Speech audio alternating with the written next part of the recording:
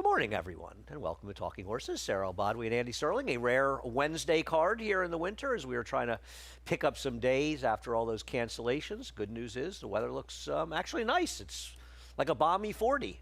It feels tropical now that we are getting temperatures that are above freezing. So it's all about the perspective after last couple of weeks. For us, and not looking for any sympathy, but we came out and did shows for Oakland and Tampa over the weekend, and it was brutal. I left here on Saturday. I did the early shift on Saturday, so I left around 3:30, and a guy stopped me on the way out and said, "Are you guys racing today?" I mean, it was like the frozen tundra out there. Anyway, we are racing this week. What a faithful fan, though. Well, yeah. I mean, there was never a circumstance where we were going to race. People say, "Oh, in the old days you would race." No, we actually wouldn't have raced in those kind of temperatures. Anyhow, we've got 9 to talk about, so we'll get to work. Head over to Naira Bets. $200 sign-up bonus. Bonus 200 is the number. We also have a Pick 6 carryover today, $37,412, starting in race number 4.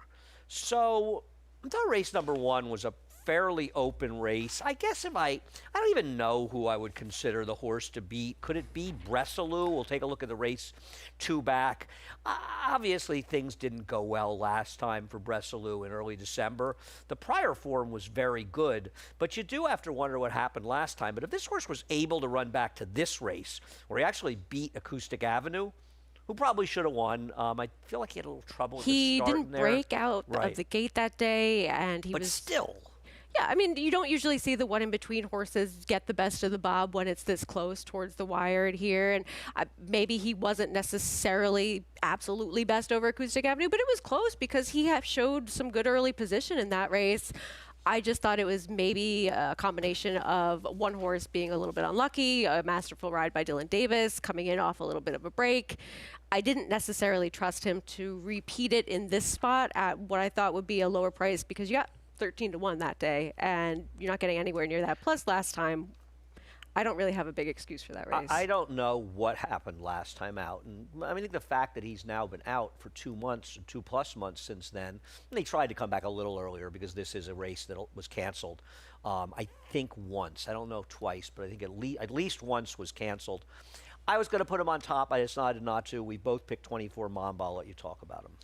I think if you isolate his last couple of races since he's gone off the claim over to Michelle Giangiulio for 10 Strike Racing, you can make some excuses for them because he's a horse who he hadn't run without Lasix in quite some time. And so I forgive the Park Sprint where he was facing some tough competition over there. And he basically was just stopped in that race, had no forward position whatsoever.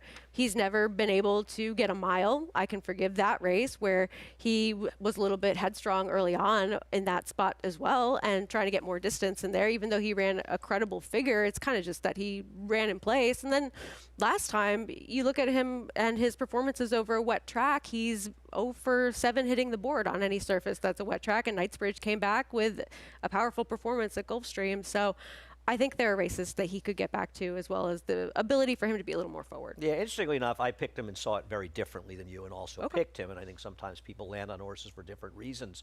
I'm not going to get, you mentioned the Lasix off at that race at Parks. But, I'm not going to hold that against him. I thought he ran fine 2 back. I thought if he ran that race, he ran 2 back. He's a major contender in here. I think his figures are fast enough to compete. Still fits. I just think he was going against better horses in a faster race. So I don't really have a problem with his race 2 back. And frankly, I don't have a problem with his last race. I don't see him as a horse that hates the mud. He hasn't had good results in them, but he's run figures that suggest that he can handle it. He just hasn't been able to get it done. And the fact that he was chasing the pace, it was a fast pace against Knightsbridge, who currently looks like one of the better sprinters, frankly, in the country at this point. And even BU was second. He ran came very back well to win the stake the other day. Yeah. He was just running against horses in a different galaxy than who he's running against today. Oh, so I think totally. he's just finally coming back to earth. And I think Michelle, they got optimistic, the connections, and now they're being realistic and putting him back where he sort of belongs. So I didn't have a real issue with the races that he ran as much as I just think he's being realistic at this point. The horse that I had a lot of problems with, you have second and I have fourth, who I understand, and we'll take a look at Raven's Ransom's race last time. The problem that I have with Raven's Ransom is he's not good. He isn't even remotely good enough to beat these horses based on any race he's ever run. So if you're taking him, you're kind of assuming he's going to improve for Linden. Now, to be fair, we obviously had that very strong rail, and we had a track that was very kind to speed. With the temperatures moderating, I'm hoping they've been able to fix the racetrack. He is the controlling speed on paper, so he could get carried along by the racetrack. But the field he beat last time, the horses behind him would be 30-1 in this race, and he would be completely uncompetitive. So you're either hoping he moves forward, or you're hoping the racetrack carries him, because he's simply not good enough to beat just about everybody in this field. And that's completely fair. I think it's just, for me, that he is the horse that I expect to be in front early on in this race. He could take that step forward, switching over to Linda Rice in here. And I don't want to get into how the racetrack may or may not be playing after we've had that time off and changes in weather, and we'll see as the day goes on. But I wanted to at least include a horse that I felt would be in front early. No, I mean, listen, I felt this way about this horse, and now that I think about it, I think this race has been. We tried to run it twice, because I feel like I've seen this horse twice. And I don't know if Bressalou was in both of those races, but I know that I've seen Raven's Ransom quite a bit. He is a funny horse in a race where, frankly, there are a lot of horses that can win this race. It's a highly contentious 50. This is a good race. Yeah, I agree. Race number 2 is a bring back, and I believe is the 3rd time we've tried to run this one. I thought this card was one of the last cards that was just filled with races that we had tried to run. I think that's starting to mitigate a little bit. Though I think some of the ones for Saturday are brings back, but not that they'll come back in different ways. This one is the same race we've seen so much. We'll take a look at AP Slingshot, who is not the favorite on the morning line. The last race, I guess I thought he was kind of the horse to beat. I'm not YOLO's biggest fan, but I'll let you talk about him. Yeah, I mean, by the way, I don't love this horse, but he did. I'm sorry, Sarah, about that. He did break. I wanted to show the start. We're going to show that we show the pan. We'll show the head-on of his start as well. He had a tough time. He did have legitimate trouble in this. He's the number 7, and he's going to have he jumps up in the air, and then he's far back. I don't know why they position. Put reared break. I thought he jumped up in the air. Yeah, it's not as though he went up on just 2 legs. It was just kind of just bad timing. Yeah. I think he's the horse to beat off this race. Just not his biggest fan, but I thought he was the horse to beat. I thought he'd be favored over YOLO. He's got a couple of races that look similar in terms of his Beyer speed figures. I think that there was legitimate trouble last time. It's more just that we're seeing a horse who's had those chances, isn't really taking a step forward, just kind of running the same race, and maybe that's good enough to win in here. It is. It is good enough to win here. You may not win, but it's good enough to win. This feels terrible. This is a terrible field. I kind of thought that this horse would also be favored as well, and that's where I went with some of my thinking in this spot, trying to get YOLO into the winner's circle in here. But if He's the morning line favorite. But if David's right in here, then the argument for a little bit of a better price isn't there whatsoever. It's just a horse that only the one dirt start. Kyle's mom ran a race that we couldn't have predicted off of that horse's prior form. Or his later form. Yeah, in some of the recent spots where... You wouldn't go back and bet him in that race based on what he's done since that race? I can't say that I would. But maybe this is a horse that is spotted correctly, comes in for Bill Morey, has had some time off. If there's any room to move forward at all, there's not a ton to go on with everybody else. I've got him 3rd. I don't love horses claimed away from Brad Cox and Sandy Goldfarb, layoff or not. The long layoff since then, Bill's numbers are okay off the claim with maidens, but on the dirt, he's just 1 for 6 with a lot of short prices and a low ROI. So I'll go to Ray off the claim with a horse, Rogue Justice, who obviously did not run particularly well last time, but was chasing outside against a gold rail. So at least I've got a horse that was against the track last time and has nothing but dirt races on the go back that will drown this field. So my feeling with Rogue Justice is he's the best horse in this race. He's probably not going to be favored, and he has a massive excuse last time and why his figure was as low as it did. So I'll hope that he gets back to his better races on what I hope is a fairer racetrack. The other thing is, if we've got last week's racetrack, he's supposed to be the speed. Christopher's supposed to go with him. Ray and Christopher are supposed to want to send this horse, and he could wire the field. So I think he fits all bills. You're obviously not a big fan. No, I think that the drop in class last time, where the kind of trip that he had was going to be one where he was never going to be as successful as he's shown up in the past. But I also felt as though they were just sort of giving up on a horse who they went to the synthetic, that he went to John Ortiz, claimed away from that one. And I just wonder what sort of form this horse is going to bring in from some of those prior races. Well, he still ran a figure against the track that's fast enough to compete with these. So we'll see what happens. Race number 3 is a bring back of at least once and maybe twice as well. And I think, while Hong Kong Fooey interests me a little bit. He did run that race. I'm kind of interested to see if horses can back up that big figure that Skulls Folly got that day, because he got a huge number in the 90s, I think, for Rick. And you've got Hedge Ratio. We'll start with who you picked on top, who won last time, who has clearly moved forward in his last couple starts. I don't think it was necessarily just a function of the wet track, because you saw this horse run a similar figure finishing behind Renegade and Paladin, and they've obviously been able to legitimize the kind of race that they finished 1-2 in, even though Renegade was DQ'd to second in there. And then the money was warranted, cutting back slightly in distance last time out. Didn't seem to mind the mud whatsoever, got some forward position in that race. So you at least know that this horse is capable of being forward in a sprint type of race, even though this one wasn't necessarily forward at a mile. But I think that was just better competition that he was running into there.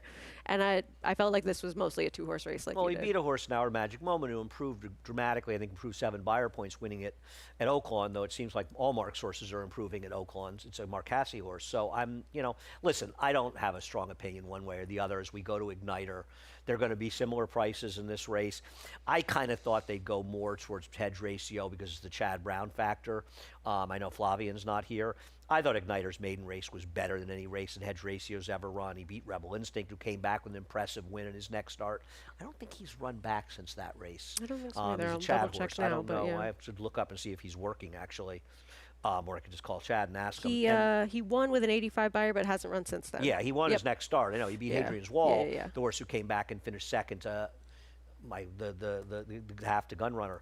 I just thought this race was better, and then I wonder how far he really wants to go, and so I wondered a little about the Remsen, and we'll see what it is. But I preferred him a little bit more. But to me, it's a toss-up, and I'm assuming that Al Gold named Tartable.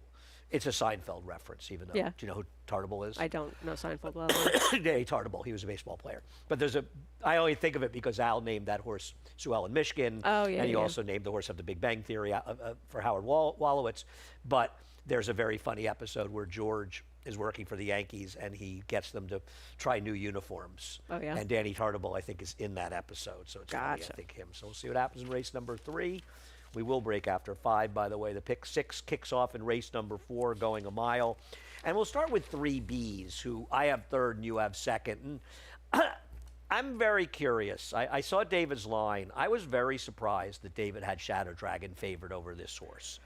I mean, I don't know if you can count on him to run this race. And the interesting thing was, this was the race that suggested to me that despite the conditions, the track was a bit fairer, because we saw Speed do well in the other 3 races we ran that day. This was a day we canceled for absolutely no reason whatsoever, an unfortunate day that caused us problems going forward, and not our decision. And this horse ran really well. He did. He runs back to this race. He's going to be tough to beat. Or was he last time was the time horse?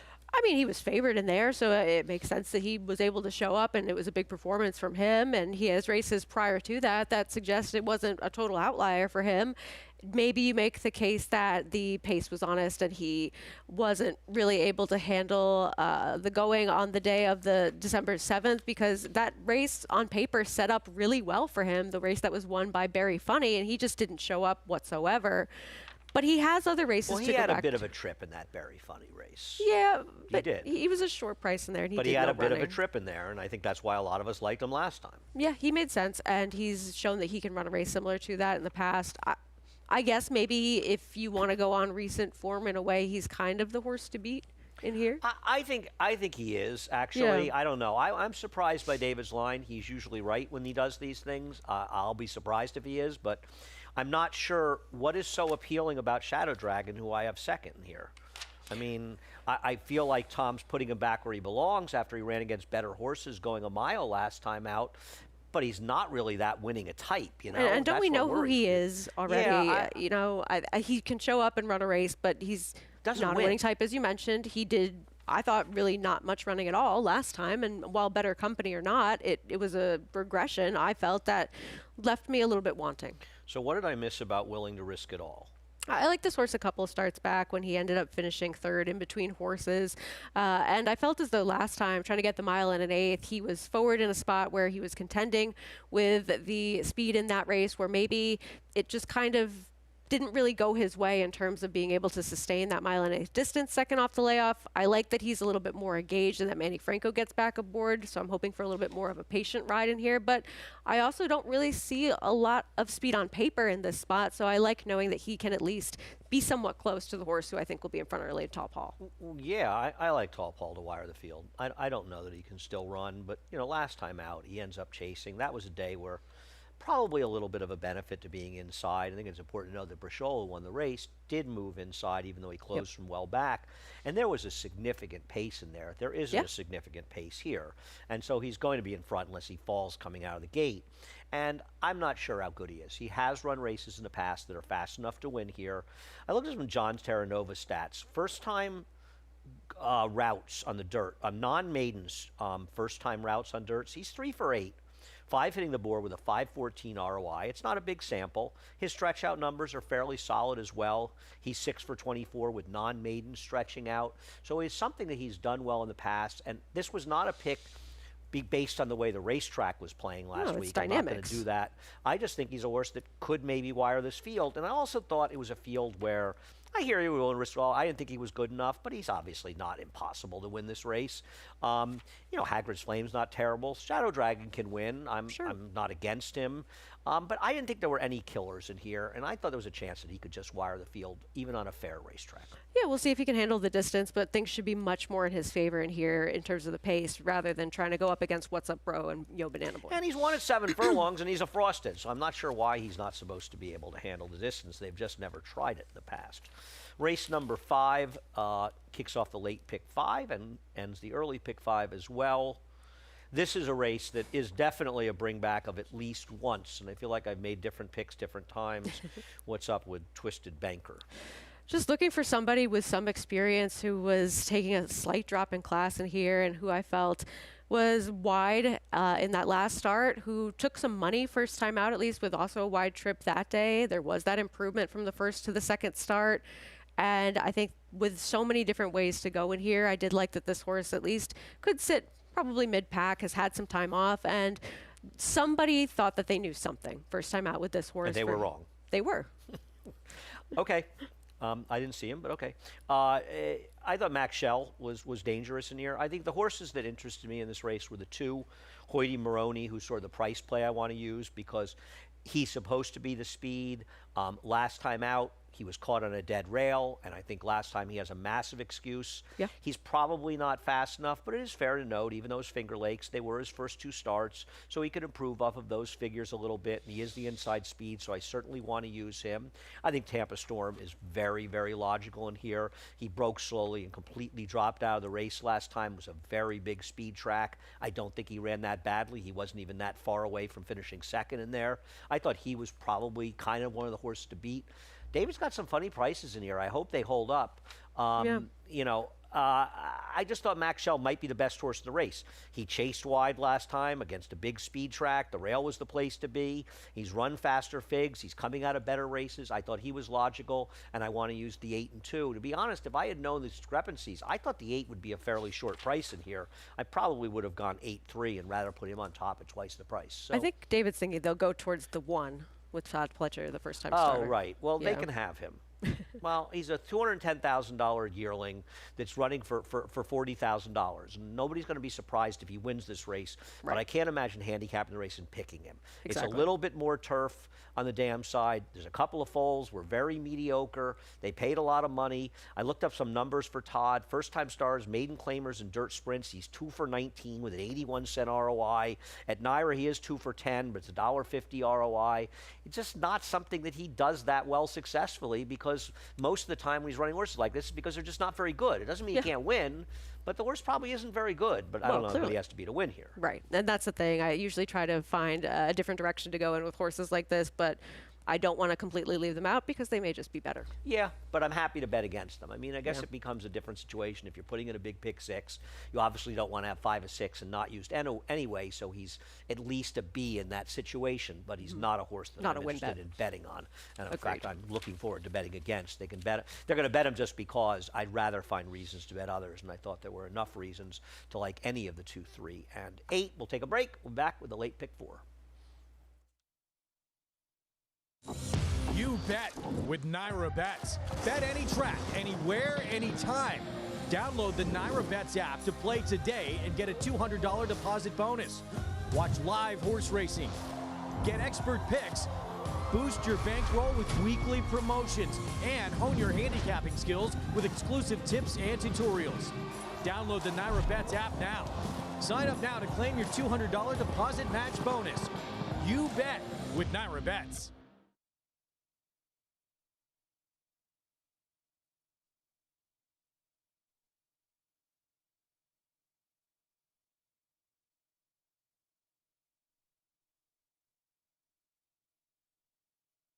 Welcome back to Talking Horses, Sarah and Andy. So, if we have last week's track, could you find a way to throw aggregation in, or you just think he's a completely finished product? Because, to be fair, he's loose, and he is coming out of a race where we're better horses, and he got caught in a speed duel. I just don't know if this horse, A, wants to win or can run it all anymore. But he would scare me if we had last week's track. Because my pick can't win on last week's track, by the way. And neither can mine, for the most part. I mean, we're looking at horses that Your horse is a speedball compared to mine. Well, but you're right. They're both in trouble. Both of them are in a lot of trouble, as is lots of trouble, and Shipsational as well, because it looks to me like there should be some pace in this race. And aggregation, when he finished fourth as the favorite in that spot with lots of trouble, Shipsational, Market Maven. We can show it. We can show it. I do feel as though Market Maven ran the best race after being forward. The pace was coming apart. But I also felt as though he's going to have similar types pressuring him, like aggregation. Suerte likes to be forward. I don't know how good he is relative to this field, but that's where he wants to be. Aggregation's faster than Suerte, but I don't disagree. They've got to be forward with him. It'll be interesting to see if a pace develops. It rarely does, but the 3 is faster, but I hear what you're coming with. Aggregation doesn't want to win in here. I don't love races in general where 4 horses finish inches apart, especially on the dirt. My general feeling is I don't want any of them. Lots of trouble, actually, last time out. He didn't run that well. I don't know. Shipsational, hasn't won a race since the Sleepy Hollow as a 2-year-old. Since I started working here. 4.5 years. Long before you started working here. I mean, seriously. Yeah. A year and a half before you started working here. It's been a minute. Remarkable. I mean, obviously, he's run some good races. I've always really liked this horse. He just doesn't win. And my feeling was I just didn't really want any of them. I agreed, though, with what you said about Market Maven.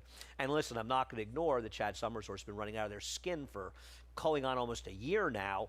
And even though it was claimed from Ness, I don't want to let a horse of his off the claim beat me. Yeah, I agree with that. I just thought that it would be a similar type of trip for him today, unless they're really aggressive from the inside and somebody changes tactics, but that's always a possibility. Yeah, I'm with you on that. And I feel as though with the horses that you and I have on top, we're looking for somebody to be coming from off the pace, but not quite as far as Home Depot has lots of trouble. I'll be honest with you, Sarah. I didn't look at it that way. No? Okay. I don't like the forward horses in here. Okay. More than that. It wasn't that I was looking. I mean, you might be right. I'm rarely anticipate paces here. Yeah. And I don't want to get too involved saying, oh, I know there's going to be a fast pace. And obviously my horse kind of needs it. But, I mean, with Frisante, you've got a horse that was claimed by Sandy Goldfarb and Brad Cox. But I'll tell you something. This horse won, has now been out for over 2 months. I don't feel like, and here he is winning last time, I don't remember him being entered. Do you remember him being a race being canceled? I don't, but you look more than I do, so me not remembering doesn't really mean anything. Well, my not remembering just means my short-term memory is getting worse and worse and worse with time as people getting older figure out. Yeah. I don't feel like I've seen him that much, but I'm not sure that's the case.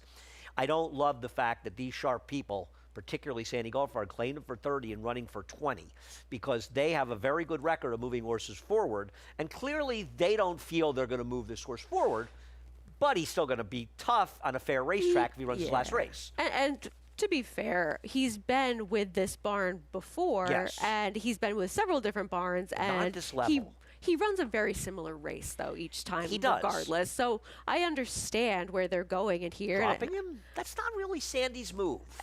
He's not a big claim and drop him guy. I mean, I will say they took him, and then they were able to finish second with him in that one spot back in October of last year, going the mile and an eighth, which I think is a little bit further than is ideal for him. But at the same time, you're also dealing with people. No, they claimed him out of the race that he. Oh no, he was claimed out of the race. I apologize. You're Yeah, right. yeah. Yes. But at the same time, then he goes in for a tougher spot. He doesn't show up that day. But his last 2 races have been good enough to win here. And I thought he might be a little bit more forward than Jackson Heights, though it's close. He does not win very often. That's another problem with him, right? You know, he's Sure. got all those second place finishes. That's a bit of a problem. As far as Jackson Heights, we'll see if he can win with a rider not named Dylan Davis. Yeah, or at Saratoga. If Dylan was going to make a highlight of his career as a rider, he could just show some of the races that he won with this horse, Yeah. because he has given it. Was it 2 years ago? It's not even in the running lines here. That day he came up on the gold rail, Yep. when he came up the rail and came from last, and Yep. he beat everybody. Dylan gave this horse.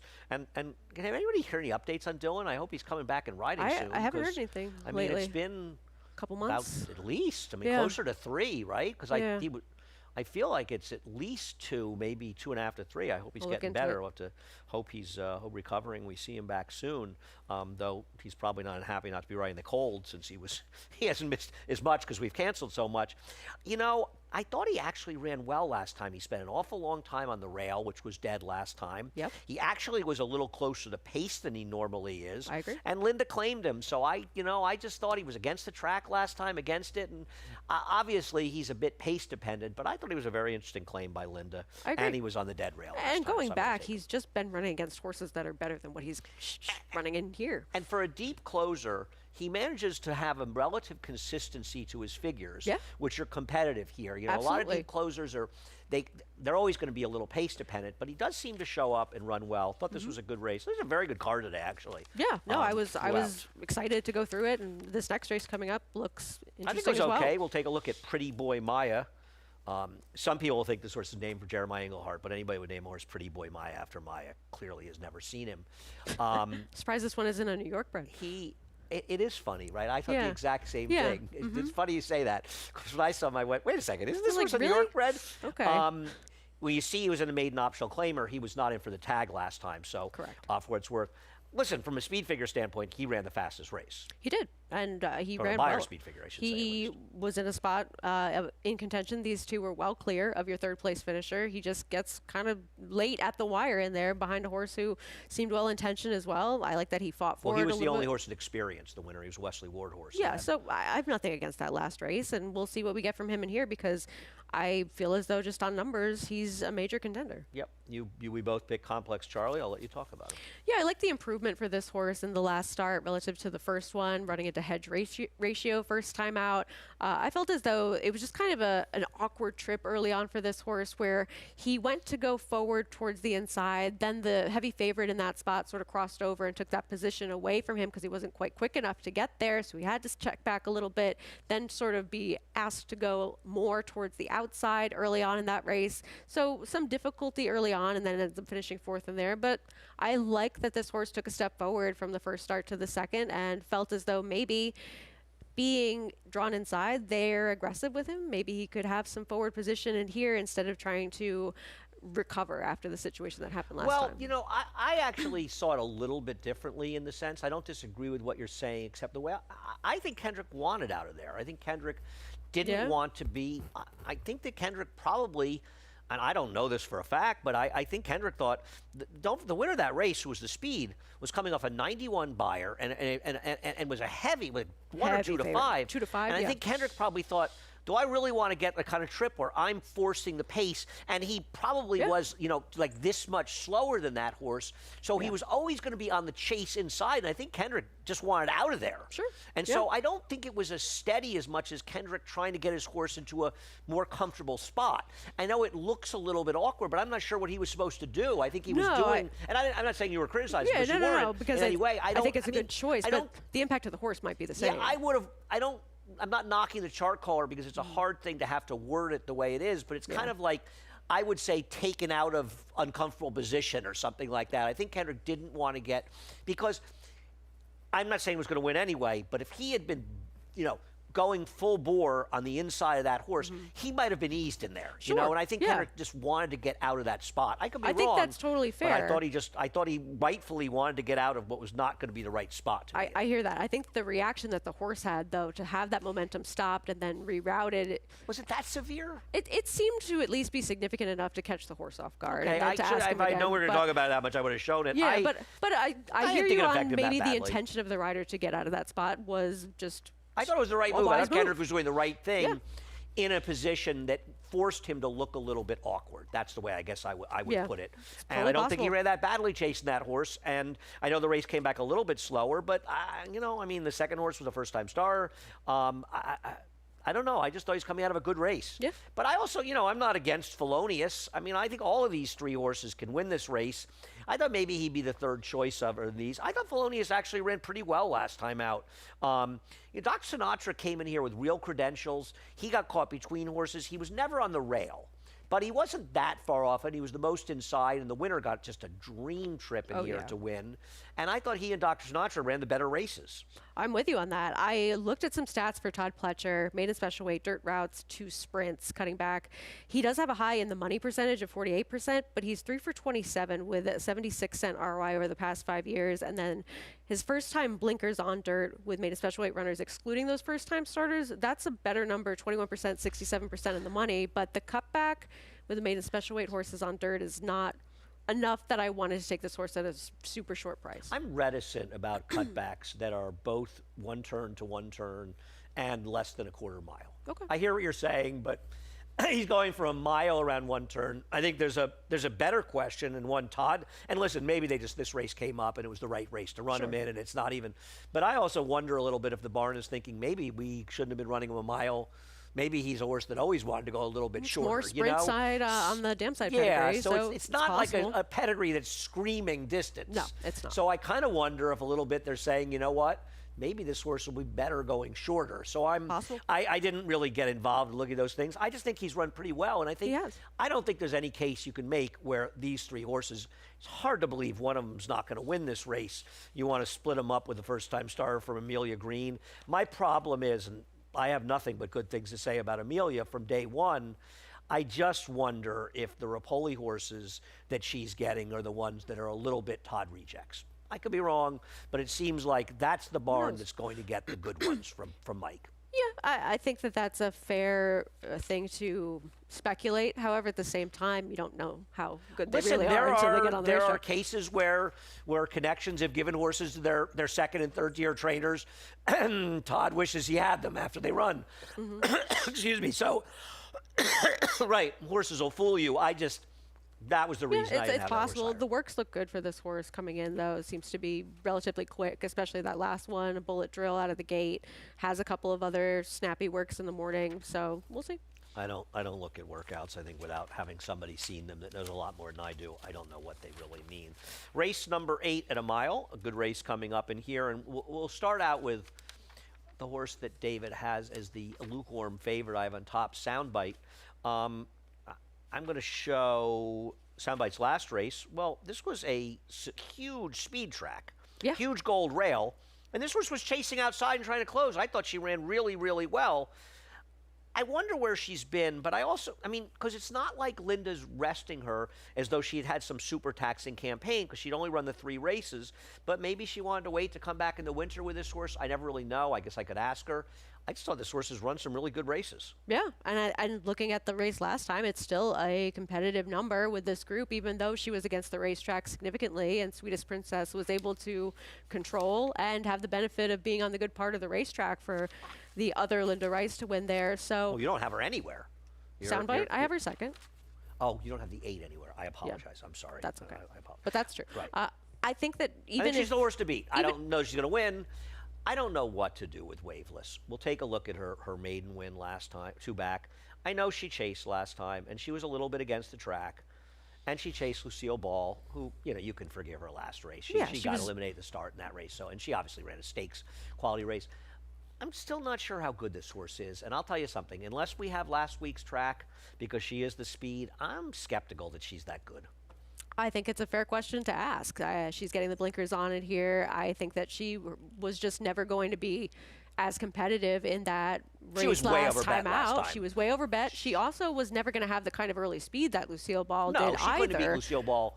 Right. There's On no a- way she could have There's won no that way race. on a fair racetrack. I don't think it was ever going to happen. So I forgive the last race for her. Is she good enough to take a step forward off the first race? I think that's the question. That's my problem. My problem, and I've got her third because I'm scared of her. She could be the Yeah. speed. I think she does have some ability, but I'm just not sure how much ability she has. And if the track comes up fair, I just think the other thing is, isn't Kali Magic, who you don't like, which is fine, isn't she going to be right outside of her in here? I mean, she comes out of a much tougher race where she chased the pace. She's got the speed to be closer, and I just think she's a better horse. Does she want a mile? She's got 5 wins in 14 starts going a Lately? mile, so yes. It's I'm going to been a say while. that. Well, she's 7 for on the dirt. Okay, Yes. she is 7 for 43 for 29. So she wins 24%, and she's winning with a 36% at a mile. So yeah, I don't think she wants a mile. Okay. Yeah, I think that she's one that she just hasn't done it lately, and some of her races going a little bit further haven't been some of her better numbers. But at the same time, I think that she's the speed towards the outside in here. I just think she's pretty good and she's pretty consistent, and this is a softer spot than she's been in. You know, I had kind of originally kind of wanted to make a case for some other horses in here. I just thought they were the best horses in the race, and Danzit.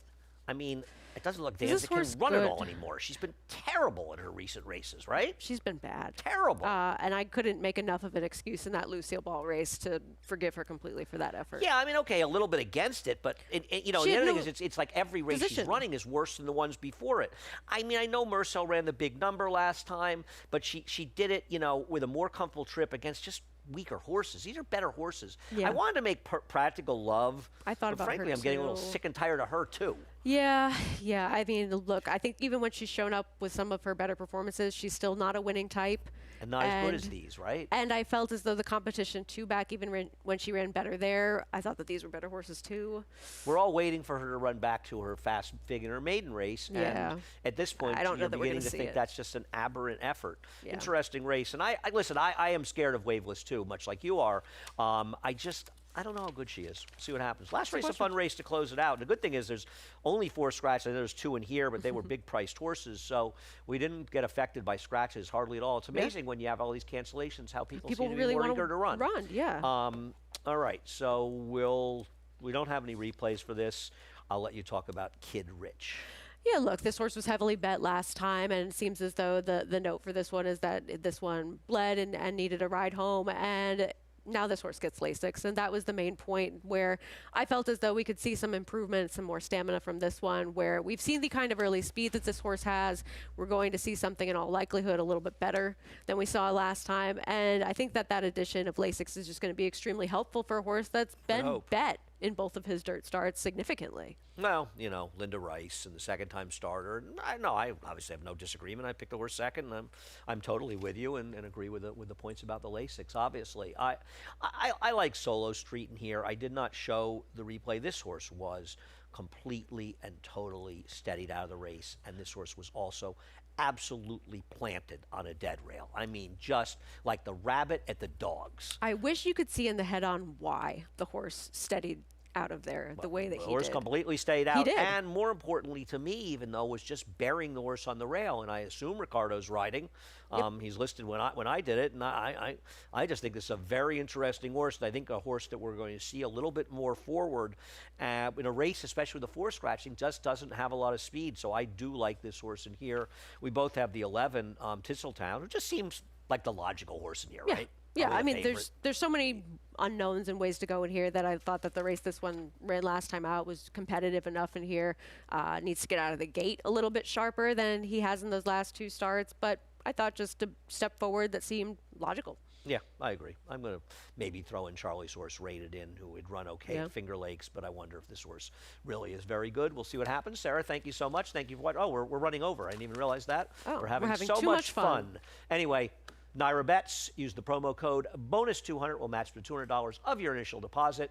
And we've got a Pick 6 carryover, $37,412. Sarah, thank you. Thank you for watching. Chris Griffin's up next with a reprise, the Scratch and Changes. Have a great day. You bet with Naira Bets. Bet any track, anywhere, anytime. Download the Naira Bets app to play today and get a $200 deposit bonus. Watch live horse racing, get expert picks, boost your bankroll with weekly promotions, and hone your handicapping skills with exclusive tips and tutorials. Download the Naira Bets app now. Sign up now to claim your $200 deposit match bonus. You bet with Naira Bets.